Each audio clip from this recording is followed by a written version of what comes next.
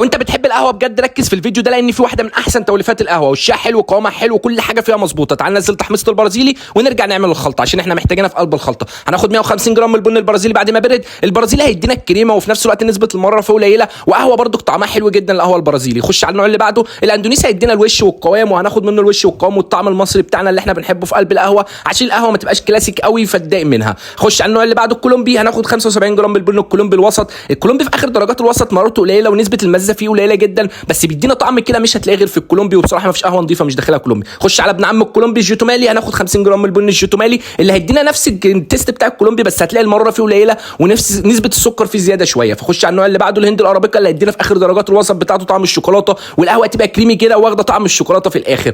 125 جرام كده كملنا نص كيلو. عايزين نحوجها ب 10 جرام من بذور حبان عشان ما تمررش، شويه ورد وشويه قرنفل، واحده من جوز الطيب، وفي حاله انت عايز حاجه تديك طاقه وباور خد عودين من الجينسنج. وما تنساش لو انت ما تعرفنيش